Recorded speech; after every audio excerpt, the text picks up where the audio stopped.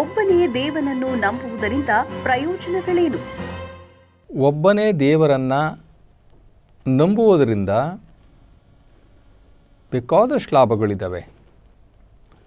ಮೊದಲನೇ ಲಾಭ ಏನು ಅಂತಂದರೆ, ಒಬ್ಬನೇ ದೇವರು ಅನ್ನುವುದನ್ನು ನಂಬುವುದು ಪರಮಜ್ಞಾನ, ಪರಮೋಚ್ಚ ಜ್ಞಾನ. ಅವನೊಬ್ಬ ದೊಡ್ಡ ಜ್ಞಾನಿ ಅಂತ. ಒಬ್ಬನೇ ದೇವರು, ಅವನು ನಿರಾಕಾರ, ಅವನ ಹೆಸರು ಶಿವ ಅಂತ ನಂಬೋದಿದೆಯಲ್ಲ, ಅದು ಅತಿ ದೊಡ್ಡ ಜ್ಞಾನ. ಅದು ನಾವು ಏನೆಲ್ಲ ತಿಳ್ಕೊಂಡಿರ್ತೀವಿ, ಎಷ್ಟೋ ಡಿಗ್ರಿಗಳನ್ನ ಪಡ್ಕೊಂಡಿರ್ತೀವಿ, PhDಗಳನ್ನ ಮಾಡ್ಕೊಂಡಿರ್ತೀವಿ, ಬೇರೆ ಬೇರೆ ಅಧ್ಯಯನಗಳನ್ನೆಲ್ಲ ಮಾಡಿರ್ತೀವಿ. ಆದರೆ ನಮಗೆ ಇನ್ನೂ ಕನ್ಫ್ಯೂಷನ್ ಹೋಗಿರೋದಿಲ್ಲ.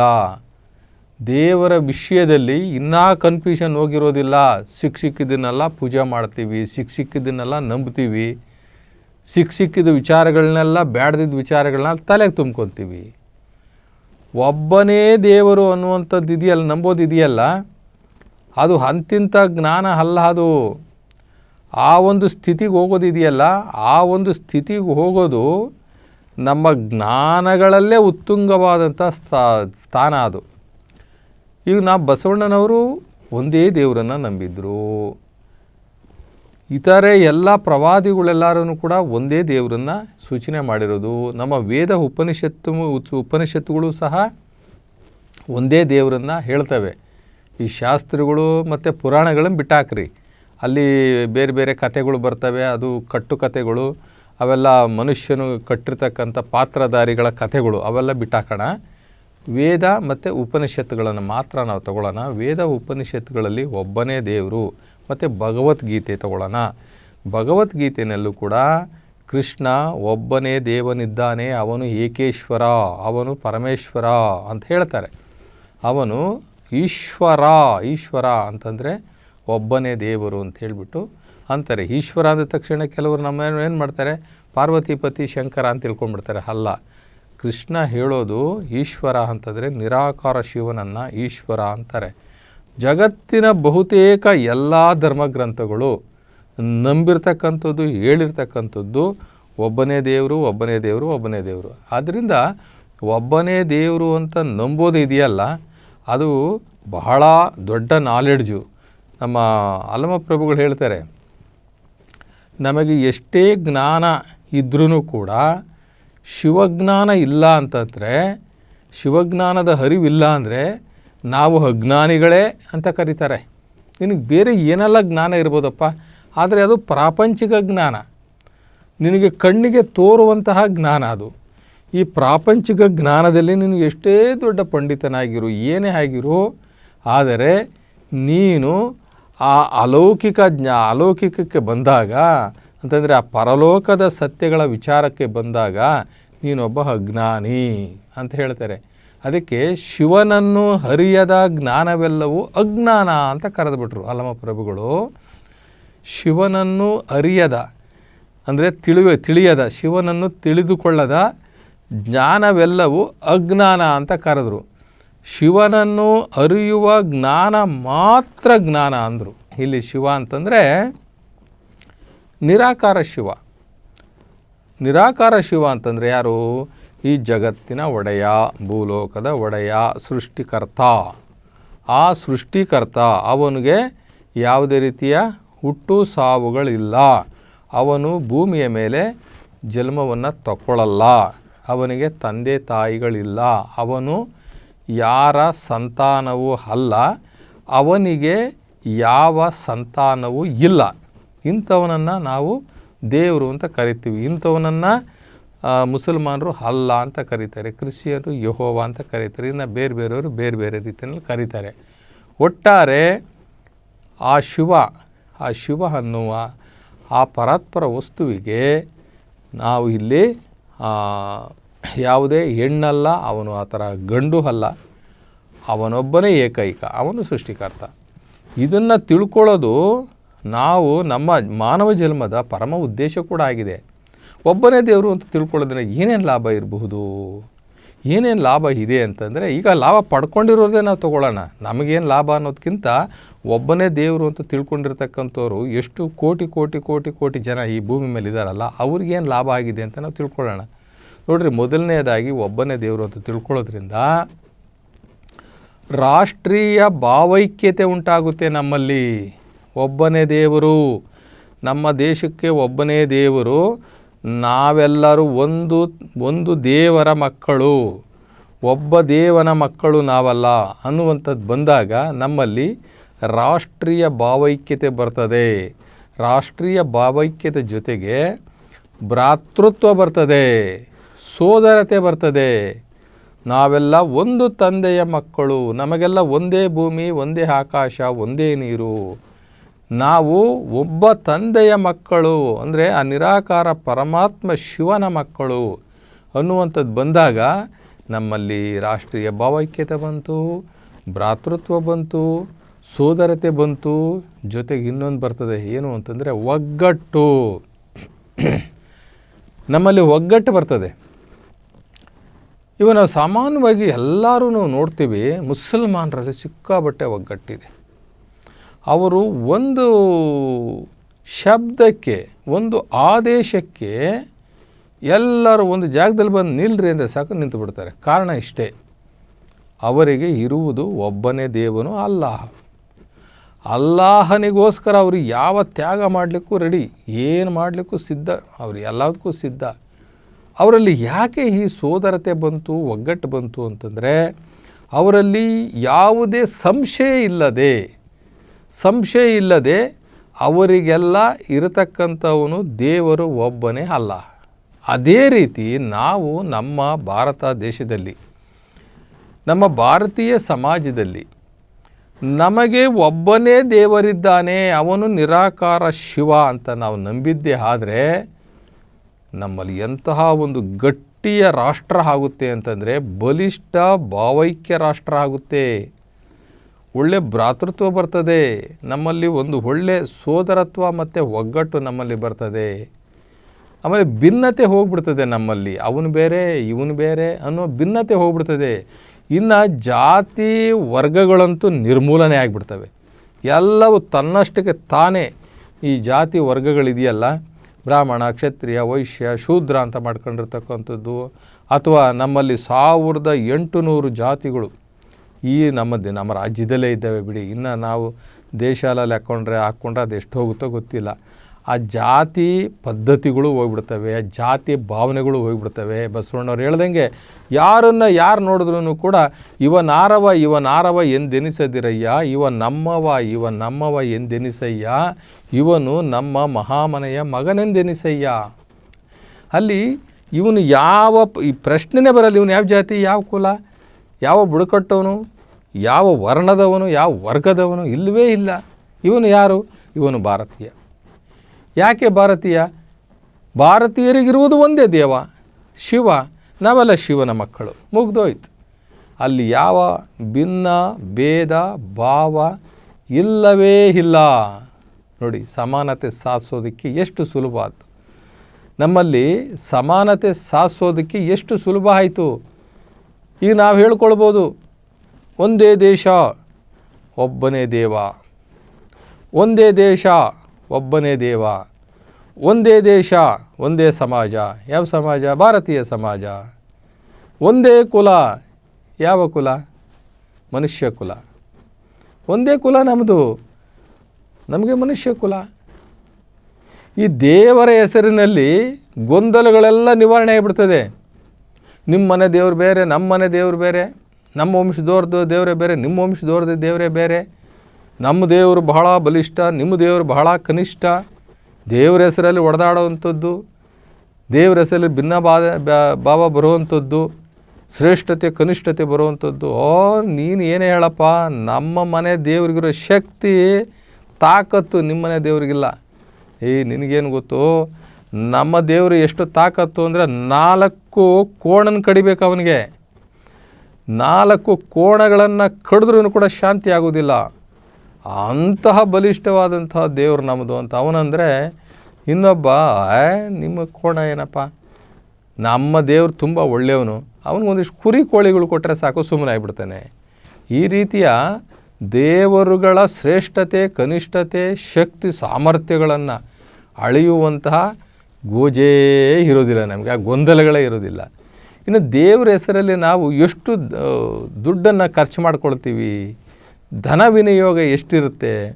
ಒಂದೊಂದು ಜಾತ್ರೆಗಳು ಮಾಡಲಿಕ್ಕೆ, ಒಂದೊಂದು ಹೋಮ ಹವನ ಮಾಡಲಿಕ್ಕೆ, ಒಂದು ಯಜ್ಞಗಳನ್ನ ಮಾಡಲಿಕ್ಕೆ, ಆ ಪೂಜೆ ಪುರಸ್ಕಾರಗಳನ್ನ ಮಾಡಲಿಕ್ಕೆ ದೇವರ ಹೆಸರಿನಲ್ಲಿ ಎಷ್ಟೆಷ್ಟು ಲಕ್ಷಗಳನ್ನ ಖರ್ಚು ಮಾಡ್ಕೊಳ್ತೀವಿ. ಎಷ್ಟೆಷ್ಟು ಲಕ್ಷ. ಊರಿಗೊಂದೊಂದು ದೇವರು, ಹೌದಾ? ತಿರ್ಗಾ ಮತ್ತು ಆ ಊರಿನಲ್ಲಿರ್ತಕ್ಕಂಥ ಎಲ್ಲ ಮನೆಗಳಿಗೂ ಒಂದೊಂದು ದೇವರು. ಸಾಮಾನ್ಯ ನಾವೆಲ್ಲ ಅಂದ್ಕೊಂಡೇ ಅನ್ಕೋತೀವಿ, ನಮ್ಮ ಮನೆ ದೇವ್ರಿಗೆ ಹೋಗಿದ್ದೋ, ನಮ್ಮ ಊರು ದೇವ್ರಿಗೆ ಹೋಗಿದ್ದೋ. ಊರು ದೇವರೇ ಬೇರೆ, ಮನೆ ದೇವ್ರುಗಳೇ ಬೇರೆ. ಎಷ್ಟು ಮನೆಗಳಿದ್ದಾವೋ ಅಷ್ಟು ಮನೆಗಳಿಗೂ ದೇವರಿದ್ದಾವೆ. ಜೊತೆಗೆ ಊರಿಗೂ ಒಂದೊಂದು. ಊರಲ್ಲಿ ಇವಾಗ ಬೇಕಾದಷ್ಟು ದೇವ್ರುಗಳ, ಅವಾಗ ದೇವಸ್ಥಾನಗಳು ಕಟ್ಟೋಕ್ಕಾಗ್ತಿರಲ್ಲ, ಊರಿಗೆ ಒಂದು ದೇವ್ರು ಇರ್ತಾಯಿತ್ತು. ಇವಾಗ ನಮಗೆ ಏನು ಹಣದ ಅಭಾವ ಇಲ್ಲ, ಹೀಗಾಗಿ ನಾವು ಬೇಕಾದಷ್ಟು ಗುಡಿಗಳನ್ನ ಕೂಡ ಕಟ್ಕೊಳ್ತೀವಿ. ಊರಿಗೆ ಎಷ್ಟೋ ದೇವ್ರುಗಳಾಗಿಬಿಡ್ತವೆ. ಹೀಗೆ ದೇವರ ಹೆಸರಿನಲ್ಲಿ ವಿನಾಕಾರಣ ವ್ಯಯ ಆಗುವಂತಹ ಖರ್ಚುಗಳು ನಮಗೆ ಉಳಿತದೆ. ಯಾಕೆ ಅಂತಂದರೆ ನಮಗೆ ದೇವರನ್ನು ನೋಡೋದಕ್ಕೆ ಖರ್ಚು ಮಾಡಬೇಕಾಗಿಲ್ಲ, ಖರ್ಚು ಮಾಡ್ಕೊಂಡು ಎಲ್ಲೂ ಹೋಗಬೇಕಾಗಿಲ್ಲ. ಭಕ್ತಿಯಿಂದ ಕರೆದರೆ ಓ ಎನ್ನನೇ ಶಿವನು ಅಂತ ಶರಣರು ಹೇಳ್ತಾರೆ. ಶ್ರದ್ಧೆ, ಭಕ್ತಿ, ಶಿವಯೋಗ, ಯೋಗ, ಧ್ಯಾನ ಇಷ್ಟೇ ಸಾಕು. ಯೋಗ ಮತ್ತು ಧ್ಯಾನದಿಂದ ಈ ಜಗತ್ತಲ್ಲಿ ಯೋಗಿಗಳು ಶಿವನನ್ನು ನೋಡಿದ್ದಾರೆ ಹೊರತು ಪೂಜೆ ಪುರಸ್ಕಾರಗಳಿಂದ ಅಲ್ಲ, ಇದು ಹವನ ಹೋಮಗಳಿಂದ ಅಂತೂ ಅಲ್ಲವೇ ಅಲ್ಲ. ದಯವಿಟ್ಟು ನಾವು ಅರ್ಥ ಮಾಡ್ಕೋಬೇಕು. ಧ್ಯಾನ ಯೋಗ, ಧ್ಯಾನ ಯೋಗ ಸಾಕು. ದೇವರಿಗೆ ಯಾವ ಹೂವು ಕೊಡಬೇಕಾಗಿಲ್ಲ, ಹಣ್ಣುಗಳು ಕೊಡಬೇಕಾಗಿಲ್ಲ, ಅಥವಾ ಇನ್ಯಾವುದೋ ಕಂಚಿನ ಪ್ರತಿಮೆಗಳು ಮಾಡಿಕೊಡ್ಬೇಕಾಗಿಲ್ಲ, ಚಿನ್ನದ ಪ್ರತಿಮೆಗಳು ಮಾಡಿಕೊಡ್ಬೇಕಾಗಿಲ್ಲ, ಬೆಳ್ಳಿಯ ಬಂಗಾರದ ಕವಚಗಳನ್ನು, ಕಿರೀಟಗಳನ್ನು, ಮುಖವಾಡಗಳನ್ನು ಮಾಡಿಕೊಡ್ಬೇಕಾಗಿಲ್ಲ. ದೇವರು ಮನುಷ್ಯ ರೂಪದಲ್ಲಿಲ್ಲ. ನಾವು ಕೊಡುವ ಮುಖವಾಡಗಳು ಅವನಿಗೆ ಬೇಕಾಗಿಲ್ಲ. ನಾವು ಕಲ್ಪಿಸಿಕೊಂಡಂತಹ ದೇವರುಗಳಿಗೆ ನಮ್ಮ ಮನೋಇಚ್ಛೆ ಮುಖವಾಡಗಳನ್ನು, ಹಸ್ತಗಳನ್ನು, ಪಾದಗಳನ್ನೆಲ್ಲ ಮಾಡಿಕೊಟ್ಟು ಅದು ಇನ್ನಷ್ಟು ನಮಗೆ ಅಜ್ಞಾನವನ್ನು ನಾವು ಪ್ರದರ್ಶನ ಮಾಡ್ಕೋತಾ ಇದ್ದೀವಿ ಹೊರತು ಶಿವನಿಗೆ ಮನುಷ್ಯನ ರೂಪದ ದೇಹವೇ ಇಲ್ಲವೇ ಇಲ್ಲ. ನಾವುಗಳು ಪೂಜೆ ಮಾಡ್ತಾ ಇರ್ತಕ್ಕಂಥದ್ದೆಲ್ಲವೂ ಕೂಡ ದೇವತೆಗಳು. ದೇವತೆಗಳೇ ಬೇರೆ, ದೇವನೇ ಬೇರೆ. ದೇವನು ಸೃಷ್ಟಿಕರ್ತ, ದೇವತೆಗಳು ಹುಟ್ಟಿ ಸತ್ತವರು. ಆದ್ದರಿಂದ ಈ ದೇವರ ಹೆಸರುಗಳಲ್ಲಿ ನಾವು ಖರ್ಚು ಮಾಡೋದು ಉಳಿತದೆ. ಇನ್ನು ದೇವರ ಹೆಸರಲ್ಲಿ ನಾವು ಜಾತಿಗಳ್ನೂ ಮಾಡ್ಕೊಂಡಿದ್ದೀವಿ, ವರ್ಗಗಳನ್ನೂ ಮಾಡ್ಕೊಂಡಿದ್ದೀವಿ ನಾವು. ಈಗ ನೋಡಿ, ಶೂದ್ರರಿಗೆ ಒಂದು ಥರ ದೇವರುಗಳು, ಅಣ್ಣಮ್ಮ, ದಣ್ಣಮ್ಮ, ಮಾರಮ್ಮ, ಮಸಣಮ್ಮ, ಆಮೇಲೆ ಶನೇಶ್ವರ, ಮುನೇಶ್ವರ, ಇವೆಲ್ಲ ಶೂದ್ರಗಳಿಗೆ ಕೊಟ್ಟರೆ ವಿಷ್ಣು, ಶಿವ, ಈ ಥರದವೆಲ್ಲ, ಲಕ್ಷ್ಮಿ, ಸರಸ್ವತಿ, ಅನ್ನಪೂರ್ಣೆ, ಇವೆಲ್ಲ ಕೂಡ ದೊಡ್ಡ ಜಾತಿ ಜನಗಳಿಗೆ. ಅವ್ರಿಗೇ ಸಪ್ರೇಟು ವಾದ್ಯಗಳು, ಇವ್ರಿಗೆ ಸಪ್ರೇಟು ವಾದ್ಯಗಳು, ಅವ್ರಿಗೆ ರಕ್ತ ಮಾಂಸಗಳ ಎಡೆ ಮಾಡಿಕೊಡುವಂಥದ್ದು. ಇವರು ಒಳ್ಳೆ ಪಂಚಾಮೃತ ಅಭಿಷೇಕಗಳನ್ನು ಮಾಡುವಂಥದ್ದು. ಹೀಗೆ ದೇವರ ಹೆಸರಲ್ಲೂ ಕೂಡ ವರ್ಗಗಳನ್ನ ಮಾಡಿಕೊಂಡು, ಜಾತಿಗಳನ್ನ ಮಾಡಿಕೊಂಡು, ನಿಮ್ಮ ಜಾತಿ ದೇವರಾದು, ನಮ್ಮ ಜಾತಿ ದೇವರು. ಉದಾಹರಣೆಗೆ ಹೇಳಬೇಕು ಅಂತಂದರೆ ವಿಷ್ಣು ಆರಾಧಕರನ್ನೆಲ್ಲ ನಾವೇನಂತೀವಿ? ವೈಷ್ಣವರು ಅಂತೀವಿ. ವೈಷ್ಣವ್ರದ್ದೇ ಒಂದು ಜಾತಿ ಆಯಿತಾ, ಅವ್ರದ್ದೇ ಒಂದು ಪಂಗಡ ಆಯಿತಾ? ಇನ್ನು ಶಿವನನ್ನು ಆರಾಧನೆ ಮಾಡುವಂಥವ್ರು ಅಂದರೆ ಪಾರ್ವತಿಪತಿ ಶಿವನನ್ನು ಆರಾಧನೆ ಮಾಡೋರನ್ನ ಅವರು ಶೈವರು ಅಂತಾರೆ, ವೀರಶೈವರು ಅಂತಾರೆ, ಲಿಂಗಾಯತರು ಅಂತಾರೆ, ಏನೇನೋ ಅಂತಾರೆ. ಆದರೆ ಲಿಂಗಾಯತರಾಗಲಿ ಶೈವರಾಗಲಿ ಅವರು ಈ ಮೂರ್ತಿ ಪೂಜಕರಲ್ಲ, ಅಥವಾ ಪಾರ್ವತಿಪತಿ ಶಿವನ ಆರಾಧಕರಲ್ಲ. ಅವರು ನಿರಾಕಾರ ಶಿವನ ಆರಾಧಕರು. ಆದರೆ ಅವರು ಕೆಟ್ಟೋಗಿದ್ದಾರೆ. ಅವರು ಮೂರ್ತಿ ಪೂಜೆ ಮಾಡ್ತಾರೆ, ಅವರು ನಿರಾಕಾರ ಶಿವನನ್ನು ಮರ್ತಿದ್ದಾರೆ, ವ್ಯಕ್ತಿ ಶಿವನನ್ನು ಪೂಜೆ ಮಾಡ್ತಾ ಇದ್ದಾರೆ. ಏನೋ ಒಟ್ಟಿನಲ್ಲಿ ಅವ್ರನ್ನ ಶೈವರು ಅಂತ ಹೇಳಿಬಿಟ್ಟು ಅವ್ರನ್ನೂ ಕರೀತಾರೆ. ಇನ್ನು ನಮ್ಮಲ್ಲಿ ಇರ್ತಕ್ಕಂಥ, ನಮ್ಮ ದೇಶದಲ್ಲಿ ಇರ್ತಕ್ಕಂಥ ಎಷ್ಟು ವರ್ಗಗಳಿದ್ದಾವೆ. ದೇವರ ಹೆಸರಿನಲ್ಲಿ ದೇವರುಗಳ ಆಚರಣೆ ಮಾಡುವಂತಹ ವಿಷಯದಲ್ಲೇ ತೊಗೊಂಡಾಗ ನಾವು ಬೇಕಾದಷ್ಟು ಜಾತಿಗಳು ವರ್ಗಗಳನ್ನ ನಾವು ನೋಡ್ತಾ ಇದ್ದೀವಿ. ಇದರಿಂದ ಏನಾಗುತ್ತೆ ಅಂತಂತಂದರೆ ವಾಮಾಚಾರಗಳು ಸ್ಟಾರ್ಟ್ ಆಗ್ತವೆ. ದೇವರ ಹೆಸರಲ್ಲಿ ವಾಮಾಚಾರಗಳು ಬೇಕಾದಷ್ಟು ನಡೀತಾ ಐತೆ. ಇವತ್ತು ವಾಮಾಚಾರಗಳು ನಡೀತಾ ಐತೆ. ಭೂತ, ಪ್ರೇತ, ಯಕ್ಷರಾಕ್ಷಸ ಹೀಗೆ ಬೇಕಾದಷ್ಟು ಪೂಜೆಗಳು ಮಾಡಿಕೊಂಡು ಭೂತಾರಾಧನೆ ಮಾಡ್ತಾಯಿದ್ದಾರೆ. ಭೂತಾರಾಧನೆ ಮಾಡೋದ್ರ ಜೊತೆಗೆ ಜ್ಯೋತಿಷ್ಯಗಳು, ದೇವರ ಹೆಸರುಗಳಲ್ಲಿ ಜ್ಯೋತಿಷ್ಯ, ಇಂಥ ದೇವರ ಹೆಸರು ನಮಗೆ ಆ ದೇವರನ್ನು ವಶಪಡಿಸ್ಕೊಂಡಿದ್ದೀವಿ ಅಂಥೇಳಿ ದೇವರುಗಳ ಹೆಸರಿನಲ್ಲಿ, ಅಂದರೆ ದೇವತೆಗಳ ಹೆಸರಲ್ಲಿ, ದೇವರು ಅಲ್ಲ ದೇವತೆಗಳ ಹೆಸರಿನಲ್ಲೇ ಬೇಕಾದಷ್ಟು ಜನ ಜ್ಯೋತಿಷಿಗಳಿದ್ದಾರೆ. ನಮ್ಮ ದುರ್ಗಮ್ಮ, ನಮ್ಮ ದುರ್ಗಾ ಪರಮೇಶ್ವರಿ ಅಂತ ಒಬ್ಬರು ಅಂತಂತಂದರೆ ನಮ್ಮ ದೇವರು ಎಂಥದ್ದು ಗೊತ್ತಾ? ನಮ್ಮ ದೇವರು ಒಂದೇ ಕ್ಷಣಾರ್ಧದಲ್ಲಿ ನಿಮ್ಮ ಕಷ್ಟಗಳನ್ನು ಪರಿಹಾರ ಮಾಡಿ. ನಾನು ದೇವ್ರ ಹೆಸರು ಹೇಳಲಿಕ್ಕೆ ಹೋಗೋದಿಲ್ಲ, ಯಾಕೆಂದರೆ ದೇವ್ರ ಹೆಸರು ಹೇಳೋದು ಯಾರೋ ಮನಸ್ಸಿಗೆ ಇಕ್ಕಟ್ಟಾಗ್ಬೋದು, ಕೋಪ ಆಗ್ಬೋದು, ಬೇಡ. ಸೊ ಈ ರೀತಿ ದೇವರ ಹೆಸರಿನಲ್ಲಿಗಳಲ್ಲೇ ಜ್ಯೋತಿಷಗಳು ಉಟ್ಕೊಂಡಿದ್ದಾವೆ, ಮೂಢನಂಬಿಕೆಗಳು ಉಟ್ಕೊಂಡಿದ್ದಾವೆ. ಇನ್ನು ಸಂಪ್ರದಾಯಗಳು, ಅವ್ರಿಗೇನೂ ಗೊತ್ತಿರಲ್ಲ ಸಂಪ್ರದಾಯಗಳ ಆಚರಣೆ. ಈ ಸಂಪ್ರದಾಯ ಆಚರಣೆಗಳು ಎಷ್ಟು ಕ್ರೂರ ಇದ್ದಾವೆ, ಎಷ್ಟು ಮುಗ್ಧವಾಗಿದ್ದಾವೆ, ಅಂದರೆ ಮುಗ್ಧ ಪ್ರಜ್ಞೆಯಿಂದ ಇದ್ದಾವೆ, ಎಷ್ಟು ಮೂಢನಂಬಿಕೆಗಳಿಂದ ಕೂಡಿದ್ದಾವೆ ಈ ಸಂಪ್ರದಾಯಗಳು ಅಂತಂತಂದರೆ ಬಲಿ ಪೂಜೆ ಮಾಡೋದೇ ಒಂದು ದೊಡ್ಡ ಸಂಪ್ರದಾಯ ಆಗ್ಬಿಟ್ಟಿದೆ ನಮ್ಮ ದೇಶದಲ್ಲಿ. ಬಲಿ ಆರಾಧನೆ ಮಾಡುವಂಥದ್ದೇ ಒಂದು ದೊಡ್ಡ ದರಿದ್ರ ಆಗಿಬಿಟ್ಟಿದೆ. ದೇವರು ಸೃಷ್ಟಿಸ್ತಾನೆ, ಸೃಷ್ಟಿಸಿದ ದೇವರು ಸೃಷ್ಟಿಯಲ್ಲಿರ್ತಕ್ಕಂಥ, ಅವನ ಸೃಷ್ಟಿಯಲ್ಲಿರ್ತಕ್ಕಂಥ ಪ್ರಾಣಿ ಪಕ್ಷಿಗಳನ್ನು ಮನುಷ್ಯರಿಂದ ಈಸ್ಕೊಂಡು ತಿಂತಾನೆ ಅಂತಂದರೆ ಇದು ಯಾರ ನಂಬಲಿಕ್ಕೆ ಸಾಧ್ಯನಾ? ಕುರಿ ನಾವು ಸೃಷ್ಟಿ ಮಾಡಿದ್ವಾ? ಮೇಕೆ ನಾವು ಸೃಷ್ಟಿ ಮಾಡಿದ್ವಾ? ಕೋಳಿ ನಾವು ಸೃಷ್ಟಿ ಮಾಡಿದ್ವಾ? ಓತ ನಾವು ಸೃಷ್ಟಿ ಮಾಡಿದ್ವಾ? ಅಥವಾ ಎಮ್ಮೆಗಳು, ಕೋಣಗಳು ಇವು ನಾವು ಸೃಷ್ಟಿ ಮಾಡಿದ್ವಾ? ಅವನೇ ತಾನೇ ಸೃಷ್ಟಿ ಮಾಡಿರೋದು. ಅವನೇ ಸೃಷ್ಟಿ ಮಾಡಿರೋನಿಗೆ ಅವನು ಬಲಿ ರೂಪದಲ್ಲಿ, ರಕ್ತದ ರೂಪದಲ್ಲಿ ಅವನಿಗೆ ಒಂದು ವಾಪಸ್ ಕೊಡಿಸ್ಬಿಟ್ಟು ಎಡೆ ಮಾಡಿಬಿಟ್ಟು ನಾವು ಅವನ ಕಡೆಯಿಂದ ನಾವು ಆಶೀರ್ವಾದ ತಗೊಳ್ತೀವಿ, ನಾವು ಅವನಿಂದ ನಾವು ಫಲಾಪೇಕ್ಷೆಯನ್ನು ಬಯಸ್ತೀವಿ, ನಮ್ಮ ಇಷ್ಟಾರ್ಥಗಳನ್ನು ನಾವು ನೆರವೇರಿಸ್ಕೊಳ್ತೀವಿ ಅಂತಂದರೆ ಇದೆಲ್ಲವೂ ಕೂಡ ಎಷ್ಟು ಅಜ್ಞಾನದಿಂದ ಕೂಡಿರ್ತಕ್ಕಂಥದ್ದು. ಆದ್ದರಿಂದ ಈ ಬಲಿ ಪೂಜೆ ಅನ್ನುವಂಥದ್ದು ಇದೆಯಲ್ಲ, ಇದೊಂದು ದೊಡ್ಡ ಅಜ್ಞಾನ. ಜೊತೆಗೆ ನಮ್ಮಲ್ಲಿ ಮನೆ ಮಾಡ್ಕೊಂಡಿರ್ತಕ್ಕಂಥ ವ್ಯಕ್ತಿ ಪೂಜೆಗಳು ಇಷ್ಟೆಲ್ಲ ಇದ್ರೂ ಕೂಡ ನಾವು ವ್ಯಕ್ತಿ ಪೂಜೆಗಳನ್ನು ಮಾಡೋದು ಬಿಟ್ಟಿಲ್ಲ. ವ್ಯಕ್ತಿ ಪೂಜೆ ಕಲಿಯುಗದಲ್ಲಂತೂ ಭಾಳ ಜಾಸ್ತಿ ಆಗಿಬಿಟ್ಟಿದೆ. ಅವನಿಗೆ ದೇವ್ರಿಗೆ ಗೊತ್ತಿಲ್ಲ ಅಂದ್ರೂ ಕೂಡ ಅವನಿಗೆ ವ್ಯಕ್ತಿಗಳು ಗೊತ್ತಿದ್ದಾರೆ. ಹುಡುಕೊಂಡು ಹೋಗಿ ಕಾಣಿಕೆಗಳನ್ನು ಕೊಟ್ಟು ಪಾದ ತೊಳೆದು ಆ ಪಾದದ ತೊಳೆದಂಥ ನೀರನ್ನು ತಗೊಂಡು ಬಂದು ಮನೆಗೆಲ್ಲ ಪ್ರೋಕ್ಷಣೆ ಮಾಡಿ ತಾವೂ ಸ್ವಲ್ಪ ಸೇವನೆ ಮಾಡಿ ತಲೆ ಮೇಲೆ ಹಾಕ್ಕೊಂಡು ಇವತ್ತು ಆರಾಧನೆ ಮಾಡುವಂಥವ್ರು ತುಂಬ ಜನ ಇದ್ದಾರೆ. ವ್ಯಕ್ತಿಗಳಿಗೆ ಗುಡಿ ಕಟ್ಟಿದ್ದಾರೆ, ವ್ಯಕ್ತಿ ಪೂಜೆ ನಡೀತಾ ಐತೆ. ಇವತ್ತು ಬಹುತೇಕ ನಾವು ಗುಡಿಗಳನ್ನು ಕಟ್ಟಿ ಪೂಜೆ ಮಾಡ್ತಾ ಇರ್ತಕ್ಕಂಥ ಆ ದೇವತೆಗಳು ಎಲ್ಲರೂ ಕೂಡ ವ್ಯಕ್ತಿ ರೂಪದ ಆತ್ಮಗಳು. ಅವರು ಇವಾಗ ಯಾರೂ ಇಲ್ಲ, ಸತ್ತೋಗಿದ್ದಾರೆ.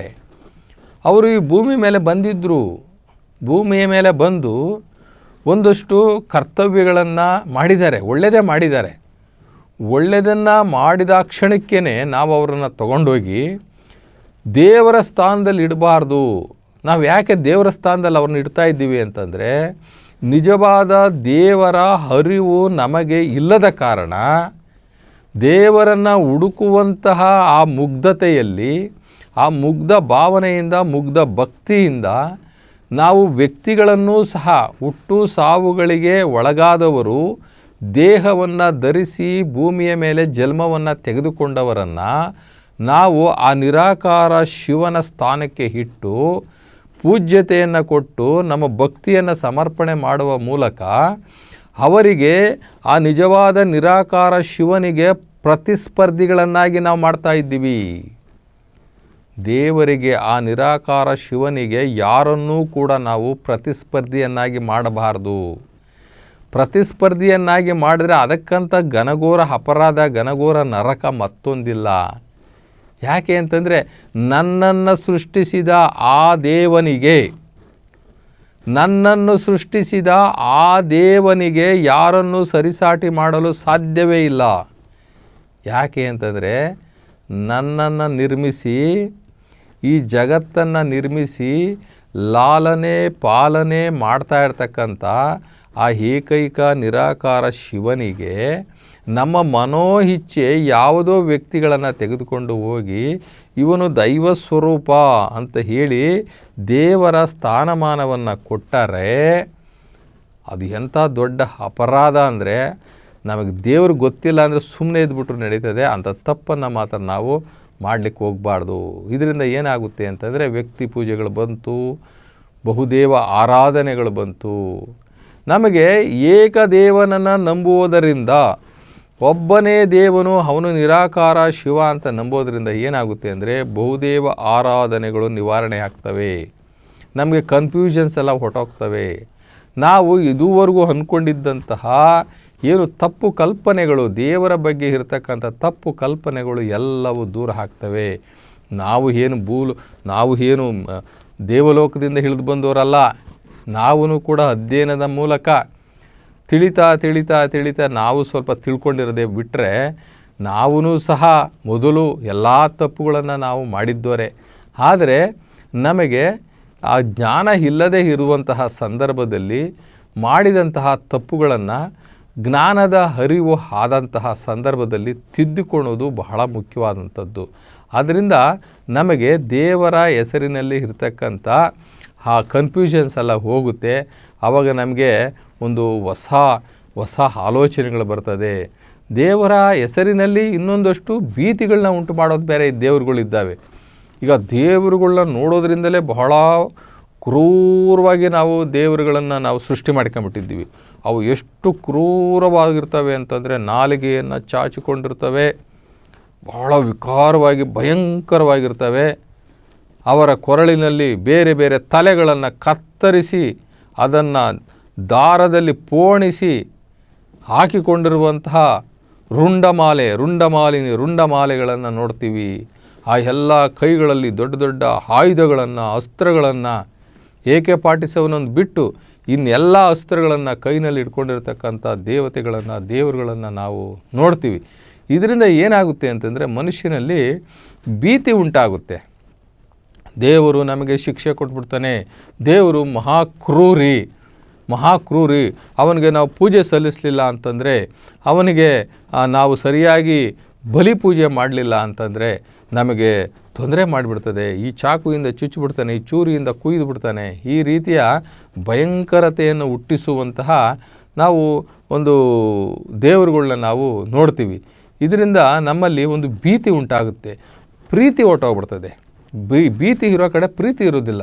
ನಾವು ಹೇಗೆ ನಮಗೆ ಈ ಒಂದು ಶರೀರವನ್ನು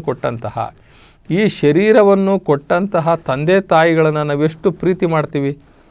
ನಮ್ಮಪ್ಪ ಕಳ್ಳ ಆಗಿದ್ರೂ ಕೂಡ ನಾವು ಅವನ್ನ ಕಳ್ಳ ಅಂತ ನೋಡೋದಿಲ್ಲ. ನಮ್ಮಪ್ಪ ಕೊಲೆ ಮಾಡಿ ಜೈಲಿಗೆ ಹೋಗಿ ಬಂದ್ರೂ ಕೂಡ ಅವನ್ನ ಆ ದೃಷ್ಟಿ ನೋಡೋದಿಲ್ಲ. ಎಷ್ಟು ಪ್ರೀತಿ ಪ್ರೇಮ, ನಾವೆಷ್ಟು ತುಂಬಿ ಭಯ ಭಕ್ತಿ ಎಷ್ಟು ಕೊಡ್ತೀವಿ ನಾವು ಈ ಒಂದು ಶರೀರ ಕೊಟ್ಟಂತಹ ತಂದೆ ತಾಯಿಗೇ ಅಷ್ಟು ಪ್ರೀತಿ ತೋರಿಸುವಾಗ, ಇಡೀ ನಮ್ಮ ಶರೀರದ ಜೊತೆಗೆ ನಮ್ಮ ಬದುಕನ್ನು ಕೊಟ್ಟು ನಮ್ಮ ಜೀವವನ್ನೇ ಇಲ್ಲಿ ಈ ಭೂಮಿಯ ಮೇಲೆ ತಂದಂಥವನು, ನಮ್ಮನ್ನು ಸೃಷ್ಟಿಸಿದವನನ್ನು ನಾವು ಎಷ್ಟು ಪ್ರೀತಿಯಿಂದ, ನಾವು ಎಷ್ಟು ಭಕ್ತಿಯಿಂದ ನೋಡಬೇಕು. ಅವನನ್ನು ನಾವು ಭಯ ಪಟ್ಕೊಂಡು ಆ ದೇವರನ್ನು ನೋಡೋದ್ರಿಂದ ನಮಗೆ ಪ್ರಯೋಜನ ಆಗೋದಿಲ್ಲ, ನಮಗೆ ದೇವರ ಅರಿವು ಆಗೋದಿಲ್ಲ. ದೇವರು ಯಾವಾಗಲೂ ಶಾಂತಮೂರ್ತಿ, ಅವನು ಪರಮ ದಯಾಮಯ, ಕರುಣಾಮಯ, ಕರುಣಾಕರ, ಕರುಣಾಸಾಗರ, ಅವನು ಪತಿತ ಪಾವನ, ಅವನು ಪಶುಪತಿ, ಅವನು ದಯಾನಿಧಿ, ಅವನು ಕ್ಷಮಾನಿಧಿ, ನಮ್ಮನ್ನೆಲ್ಲ ಕ್ಷಮಿಸುವಂಥವನು. ಒಮ್ಮೆ ನಾವು ಅವನಿಗೆ ಶರಣಾದರೆ ಸಾಕು, ನಮ್ಮೆಲ್ಲ ಪಾಪಗಳನ್ನು ಕ್ಷಮಿಸುವಂಥವನ್ನ ನಾವು ಭಯದ ರೀತಿಯಲ್ಲಿ ಭಯಂಕರತೆಯಿಂದ ಭೀತಿ ಪಟ್ಕೊಂಡು ನೋಡಿದ್ರೆ, ನರರನ್ನು ಬೇಡುವ ದೇವರುಗಳಿದ್ದಾರಾ? ನರಮನುಷ್ಯರಿಂದ ಬೇಡಿ ಕಾಡಿ ತೆಗೆದುಕೊಂಡು ಊಟ ಮಾಡುವಂತಹ ದೇವರುಗಳು ಇರಲಿಕ್ಕೆ ಸಾಧ್ಯನಾ? ಈ ನರಮನುಷ್ಯ ಬರೀ ಕೈಲಿ ಬಂದವನು, ಅವನೇ ಪರಮಾತ್ಮ ಶಿವನಿಂದ ಬೇಡಿ ತಿಂತಾ ಇದ್ದಾನೆ.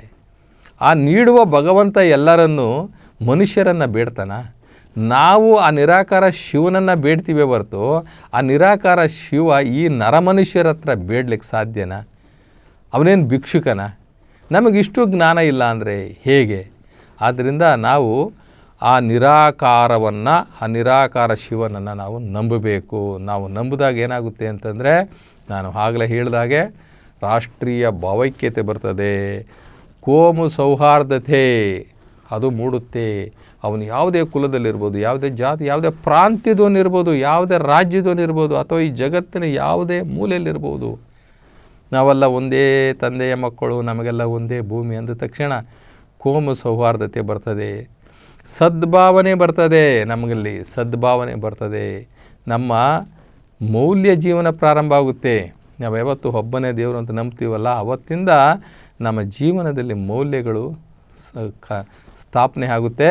ಜೊತೆಗೆ ನಾವೆಲ್ಲರೂ ಕೂಡ ಸರ್ವರ ಕಲ್ಯಾಣವನ್ನು ಬಯಸ್ತೀವಿ. ನಾವು ಸ್ವಾರ್ಥಿಗಳಾಗೋದಿಲ್ಲ. ಸರ್ವರ ಕಲ್ಯಾಣವನ್ನು ಬಯಸಿ ನಾವು ಈ ಜಗತ್ತಿಗೆ ಬೇಕಾಗುವಂತಹ ಒಂದು ಸತ್ಪ್ರಜೆ ಆಗ್ತೀವಿ. ಅದರಿಂದ ನಾವೆಲ್ಲರೂ ಕೂಡ ಒಬ್ಬನೇ ದೇವರು, ಒಂದೇ ದೇಶ, ಒಂದೇ ಕುಲ, ಅದು ಮಾನವ ಕುಲ ಅನ್ನುವಂಥದ್ದನ್ನು ನಾವು ನಂಬಿದ್ದೇ ಆದರೆ ನಮ್ಮ ದೇಶ ಅಲ್ಲ, ಇಡೀ ಜಗತ್ತಿಗೆ ಒಳ್ಳೆಯದಾಗುತ್ತೆ.